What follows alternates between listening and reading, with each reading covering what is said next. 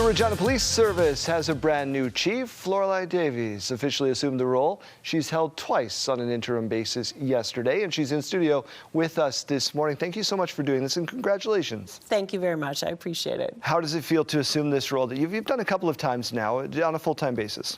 Yeah, it's really humbling. I'm obviously very grateful. I said yesterday, it's kind of, like, what was the difference between interim and permanent? I said when it's interim, it's kind of like you were house sitting for somebody, right? Like, you make sure the grass is mowed and, that the dishes are done and all of the sort of day-to-day things, but there's nothing sort of strategic. So if your neighbor says, hey, let's build a fence, you're like, well, I don't really have the authority to do that, or, if you want to change landscaping. So I'm excited for what's ahead and just, the opportunity to do it in a permanent way, I think it is, I'm so grateful. The service has made headlines in the last few months for obviously some not so great reasons. How do you restore faith for the public?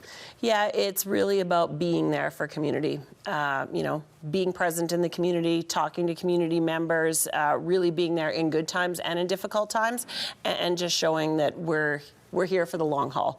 We're not flash in the pan, and that we're here to work with the community to ensure that we have a great city. Pretty cool that you've been with the service for almost 30 years. You've done it all, and now you've assumed this. You've climbed the ranks to the top office. Yeah, it's a little bit surreal. Certainly when I started there 29 years ago, it wasn't ever something that I thought, ooh, one day I'm going to be the chief. But, I think you work hard and you care about people, and it naturally leads you on a good path. You spent a lot of time with Evan Bray when he was the police chief in this city. He was at the announcement yesterday. What did that mean to you, and what did you learn from Evan along the way? Yeah, it was really special to have him there. He was a huge supporter and great mentor of mine. And really from him is caring about your people, making sure you're taking care of our members, because when they are healthy and happy, then they provide better service to the community. So that was something that he very much instilled in me. What are the biggest problems that our city is facing right now?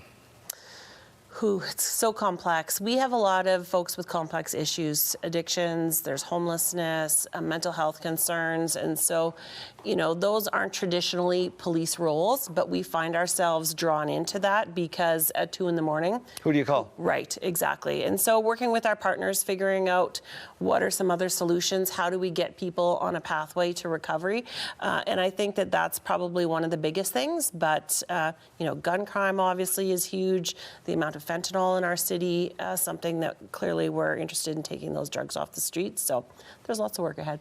Can't have you here and you not assume the top job as the first female to lead the service and not ask you your message to young girls out there who may be looking at careers that are not traditionally female-driven. Well, I mentioned yesterday, we had the privilege earlier this year of having Jessica Campbell come and do a leadership talk with us. She's, of course, the assistant coach for the Seattle Kraken.